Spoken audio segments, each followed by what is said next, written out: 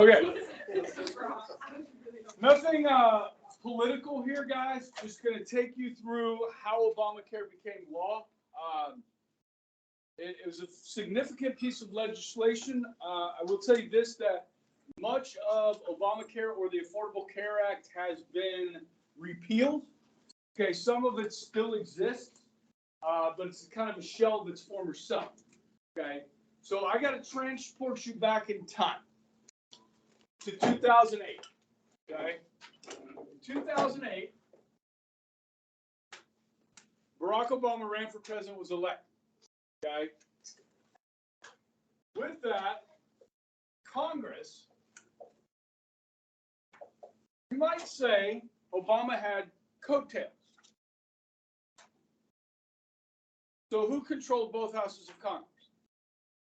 Democrats, okay? So the House was controlled by the Democrats, okay? And Nancy Pelosi was Speaker of the House, 2008. Now, when did these people take office? In 2009, okay? Senate, the Democrats control, and they have 60 seats. 40 Republicans. Now, you guys know the significance of 60 votes in the Senate.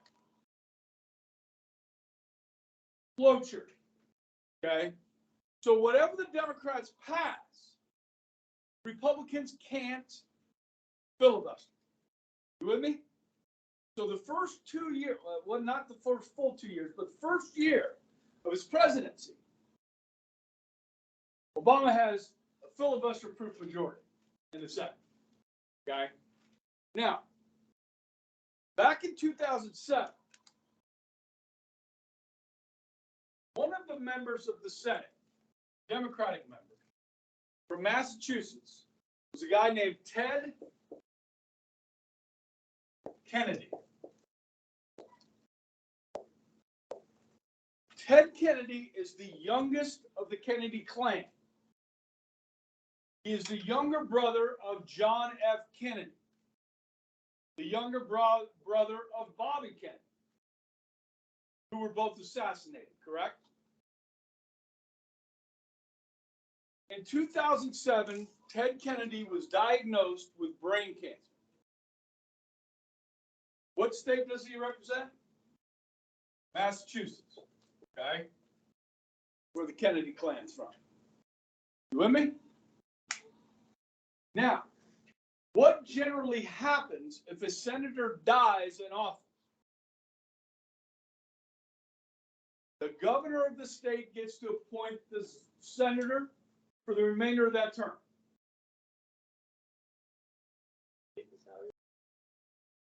Yeah, they become a full member, gets $174,000 a year. Now, remember the story I told you about Rob Blagojevich? Never told the story of Rob Blagojevich? When Obama ran for president, what state did he represent in the Senate? Illinois, right? So he had to vacate his Senate seat to become president. Yes? You can't be both because we're in a presidential system, separation of powers. Yes? Remember Rob Blagojevich, the governor of Illinois, tried to sell that seat to the highest bidder. I told you that, right? He went to jail, and then Trump pardoned him before he left office. I just think that's fun. Okay. But anyhow, and he was a Democrat, okay, which makes it funny to me. Just a Republican president, pardoning a Democratic governor like that over corruption. I don't. Do you find that humorous, anybody? Yeah. Corruption in politics. Oh yeah. Guys, in 2007, the governor of Massachusetts was a Republican. And people thought, oh, geez, if Kennedy dies from this brain cancer,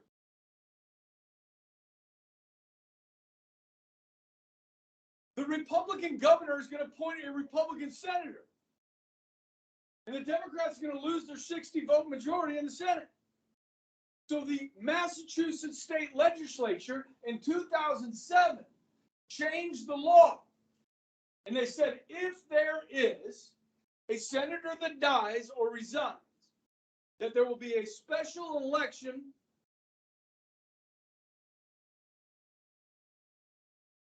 to elect a new senator. Bear with me? All right, John, this is distracting me. You watching the World Cup? No. What are you looking at? Notes. Don't touch anything. Don't touch it.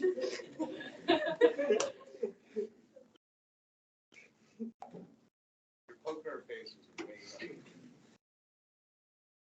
You blowing it? Oh, Zach, what did you do? Hey. I think you touched it.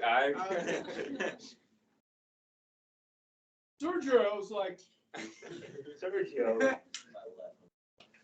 Is that still on there? in Massachusetts, yes. Only in Massachusetts. Most states, the governor gets the point. Oh. It's a state law. But most states, the governor gets to do that, okay? Now, President Obama ran for president saying he wanted a national health care system, yes? Okay? So we start over in the house. Is that going to cost money? So where's it got to start? House. Affordable Care Act is introduced. It's 2,600 pages long. Because it's so big, Nancy gets to send it to what? To committees. It's called referral to committees. Everybody, guys, this is on the test, right? This is stuff we're doing, right? Okay. It's so big of legislation, she's going to send it to 11 different committees to work on. No, they're separate parts of the bill. Divide and conquer. So these 11 different committees will hold hearings, do markup, do all the process, right? Subcommittees, all that. How's this going to work? How's this new healthcare bill going to work? As it makes its way through the committees, they come out of committee because Democrats are in charge. They want this bill. Okay? So it makes it through the committees. They send it back to the full House for a vote. No amendments. Closed. It's closed. No amendments. No changes. So the committee's work is very important because it's not going to change. Now they're going to vote. It passes. How many Republicans in the House of Representatives vote for it? 0. All right. We're in 2009. Sending this over to the Senate.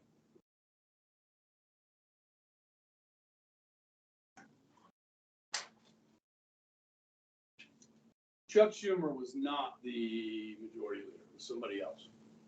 But anyhow, this bill goes over to the Senate. Now, what are the rules in the Senate? What are the rules in the Senate? There are no rules. Now, these are going to be sent to committees, okay, in the Senate. Now, senators are very important people. If you don't think so, ask them. So they're going to want to put their own twist on this bill, on this law. They're going to have input. So the bill goes into committees, and there are changes to it. Quite a few changes. These changes are adopted by the committee and then sent to the Senate. This is version 1.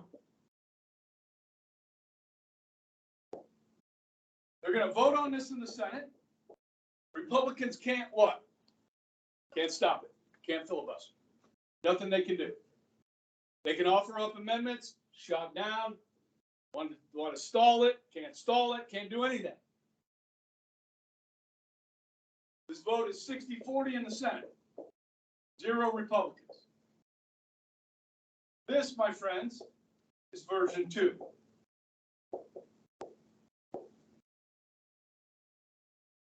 Two different versions of the same bill. What's the next step? Say it. Conference committee. So you're going to take people from the committees over here, or the committees here, send them here. The 11 committees over here, send them here. You're going to do a conference committee.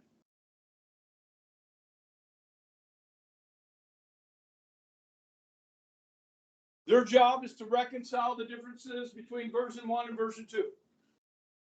They're all Democrats. While this bill is in conference, now let me first say this, guys.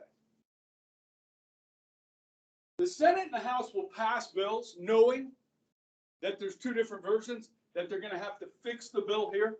So a lot of times the bills aren't perfect, you know what I mean? They're not ready for prime time. They know they can fix things in conference. Okay, so they'll pass something that's not totally ready yet. So while this bill is in conference,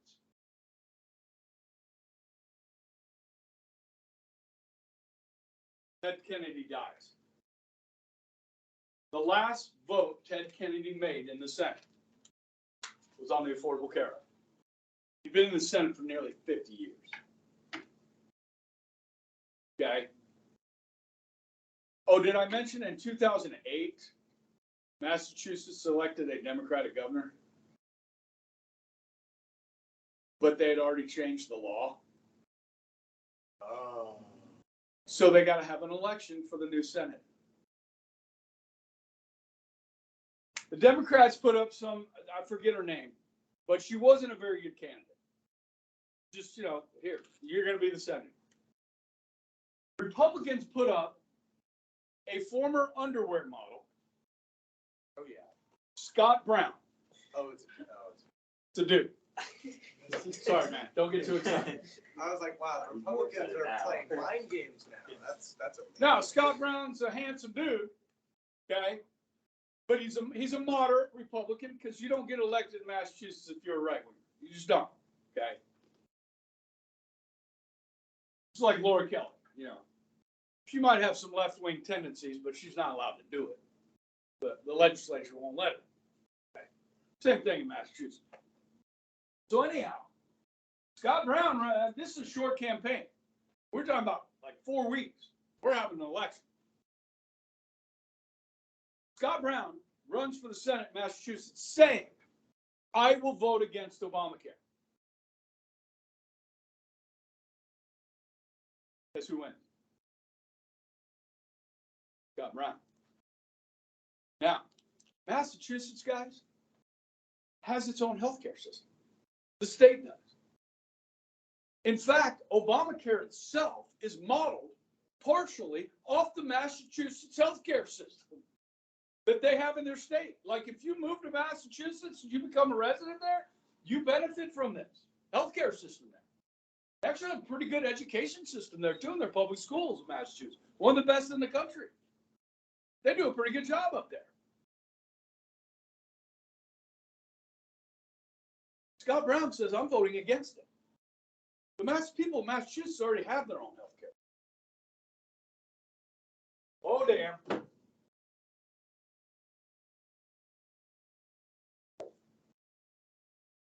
This bill's in conference committee. Scott Brown is elected, sworn in as a senator. Now, these people are going to produce version 3 and send it back to the House. Will it have any trouble being passed in the House? Nope. Send it back to the Senate. What's going to happen? You got 41 people. Filibuster. Version 3 is DOA. You guys know what that means? Dead on arrival. Okay. Smart people of honors government 5th hour. Somebody tell me how Obamacare became law. No Republicans. What's that? Nope. We'll do it anyway. Stop talking and think. Look up there and figure out how this became law. It's like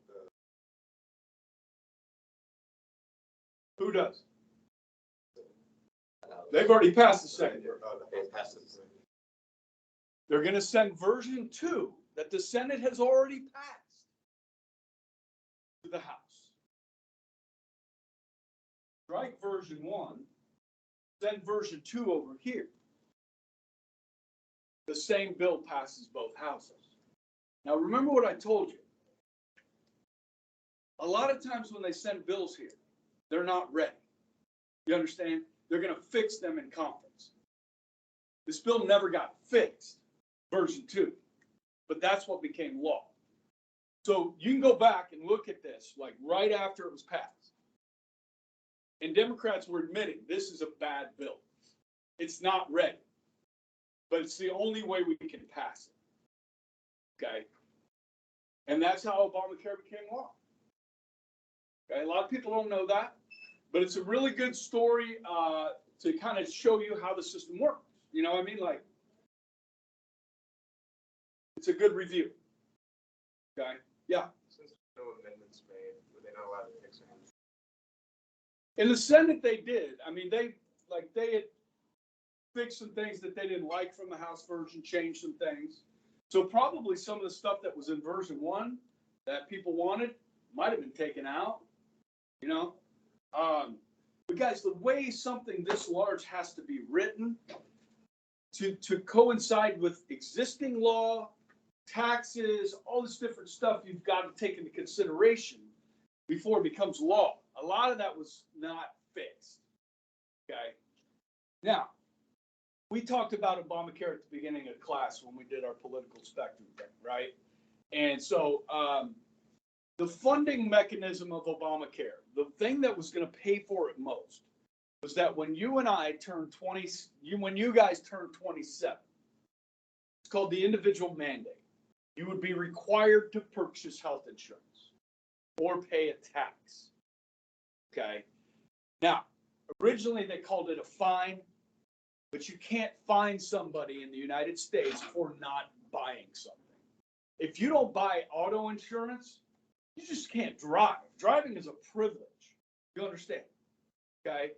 Healthcare, in this case, you can't force somebody to buy insurance or fine them. Now, you can tax them if they don't, because Congress can tax whatever the hell it wants, except for exports. Okay. Which is about the only thing it doesn't tax. Now, so that part of the bill was repealed because young people like yourselves that are healthy, paying into the system helps pay for the poor that can't pay into the system. You follow me? That's the funding mechanism. The other funding mechanism is the employer mandate. So if you have more than 50 employees working for your business, you're required under Obamacare to provide health insurance for them. Except for the companies like McDonald's that the Obama administration gave waivers to. Said, oh, well, McDonald's doesn't have to. But this other company has 50 employees, they have to. You know, picking winners and losers, crony capitalism, that sort of thing. Okay, so it was not a good bill. In fact, this is something Democrats tried to do since Harry Truman, was to go to a nationalized healthcare system. Guys, this didn't achieve that. It didn't even come close. And trying to pass this, the boogeyman was the insurance company. You know, the insurance company that won't cover that. You know, like something goes wrong with you and the insurance company won't cover it. And that's tragic, no question. But they were the boogeyman. Well, this bill was a huge boom for the insurance company. Because the government set up these exchanges where people that were poor could buy health insurance from health insurance companies. So the government was helping the insurance companies, who were the boogeyman. The goal of this, I think, in the long run was to move people that at the lower end to Medicare, or Medicaid, excuse me, to move them to Medicaid. Okay. So I think when you see 2024 roll around again, and you guys can make this decision on your own whether you think this is good or bad for the country. Okay.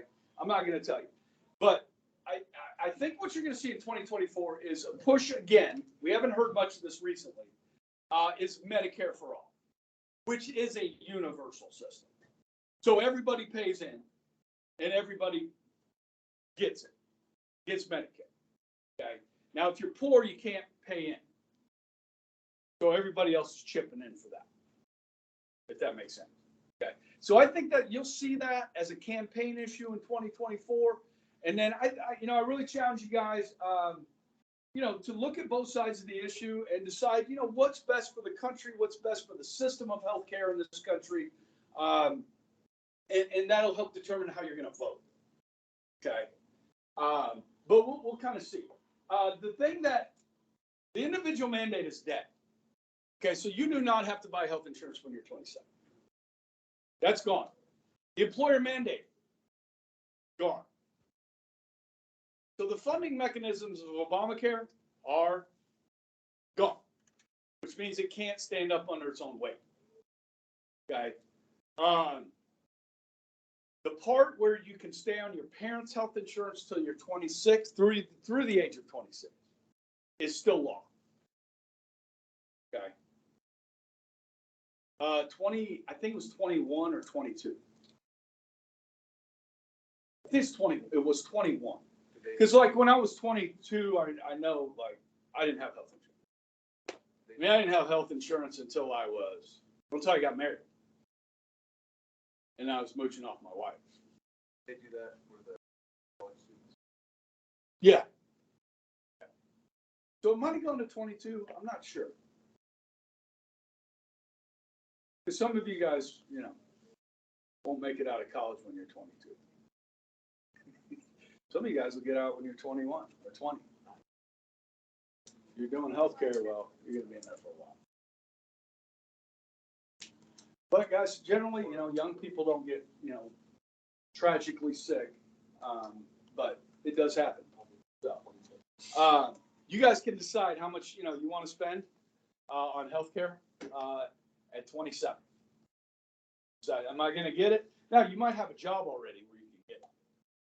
And if you get a job that offers health insurance, you should take it and go easy on your parents. You know what I mean? That'll lower their rates if you go off. Or you can be stingy and keep it yourself. And let them keep paying for it until you have to buy it. So Mooch off your parents as long as possible. So Always a good policy. So if your parents have like really good health, could you just like part of the family, but Not once you reach 27. It would just be 26 for us. You could identify as 26. Exactly. Age is just a number, I am trans age. that works for decision?